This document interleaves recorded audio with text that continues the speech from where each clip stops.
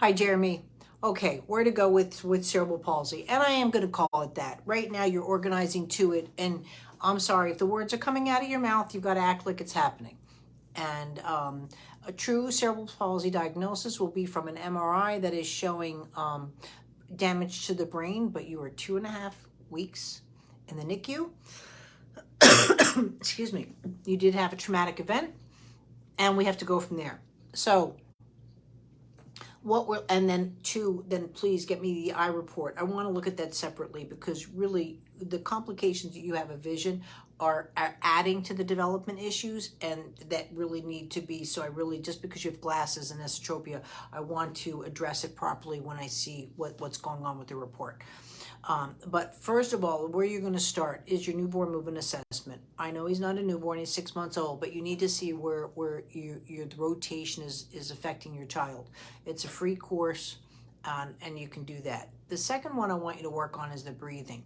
Since you had such medical complications, any child that doesn't oppose breath in gravity in their first breath, or at least during the first 3 months of life, I can guarantee you, if they can't oppose gravity in a horizontal position, they're going to have a problem opposing gravity in a vertical position.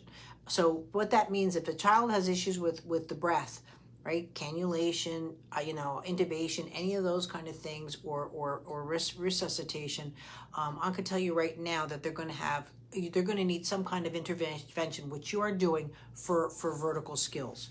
And so please then go, and the breathing course will help you get used to my touch. My touch is really gentle. You're used to words like stretching and core strength. All that goes away here. So it's a little bit of a new vocabulary. Matter of fact, now that I'm saying that, I think I need to do a little dictionary kind of thing.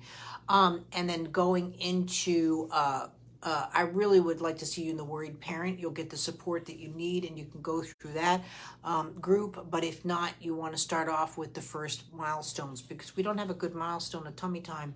Then we want to go into rolling over. You want to start going through it. When I have a support group, all my courses are available that you can pick and choose where you need to be. Plus, it has the support with the Facebook Lives and so forth. So I'm going to put those options in. You need to work as if you have it. Whether you do movement lesson or not, I want at least 2 hours a day. It doesn't have to be 2 hours straight. You can change a diaper, do 15 minutes, do this, but I really, and I would like a follow-up video in about 2 weeks. But meanwhile, if you can get me the eye report so we can discuss that separately. Thanks.